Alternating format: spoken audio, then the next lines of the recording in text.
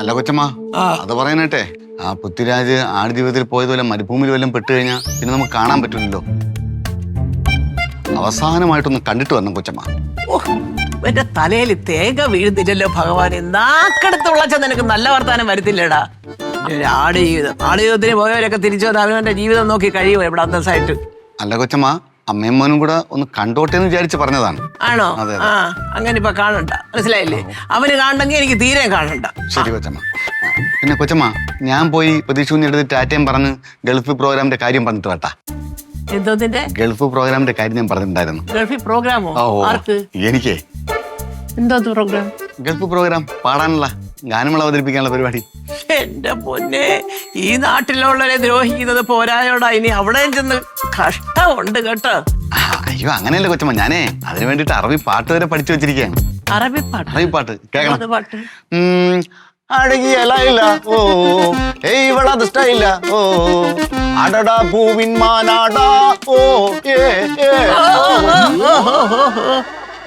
അറബി ഇവിടെ ഇതിലെ ലൈല അറബി വാക്കാണ്.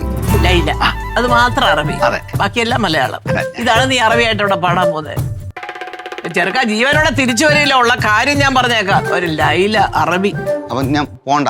വേണ്ട, പോണ്ടതിനൊക്കെ ഇവിടെ ഇഷ്ടം പോലെ പണി കിടപ്പുണ്ട്. ആ ചെന്ന് അതൊക്കെ അങ്ങോട്ട് തീർക്കാൻ നോക്ക.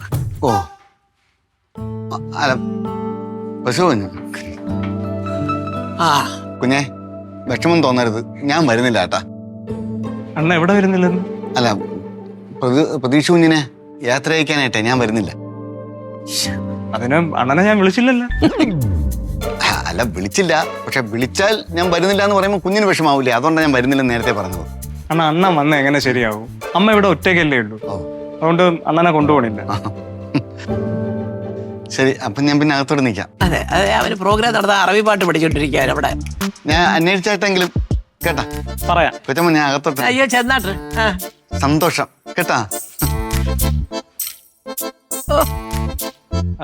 അല്ലമ്മ, അമ്മ വരുന്നില്ലെന്ന് ഉറപ്പിച്ചോ? എന്തിനാടാ ഞാൻ വരുന്നത്? അവൻ എന്നെ കാണണ്ടല്ലോ, അതുകൊണ്ടല്ലേ അങ്ങ് പോയത്. പിന്നെ ഒരു കാര്യം ഞാൻ എൻ്റെ മോനോട് പറയാം, അവൻ അങ്ങോട്ട് പോയ അതേ സ്പീഡില് ഒരാഴ്ചക്കുള്ളിൽ തിരിച്ച് ഇങ്ങോട്ട് ഇനി പോരും, അതെനിക്കറിയാം. എങ്കിൽ ശരിയമ്മ, ഞങ്ങൾ പോയിട്ട് വരാം. ആ ശരി. അവനെ സുരഭിയെ കണ്ടാലേ അവളോട് വരാൻ പറയേ. അവനില്ലാന്നും പറഞ്ഞ അവള് വരാതിരിക്കണ്ട.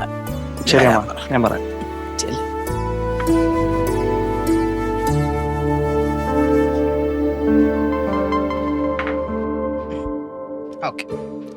പിന്നെ നമ്മൾ എയർപോർട്ടിൽ പോകുന്നു, അവിടെ വെച്ച് ചെറിയച്ഛനെ കണ്ട് ബായ് കാണിക്കുന്നു, നേരെ തിരിച്ചു വരുന്നു. അല്ലാതെ അവിടെ നിന്റെ ചൊറിയമ്മ കാണാൻ നേരത്തെ ചൊറിയമ്മ വീട്ടിലോട്ട് വരുന്നില്ലേ, ഞങ്ങളുടെ കൂടെ വായോ എന്നൊന്നും പറയാൻ നിന്നേക്കരുത്.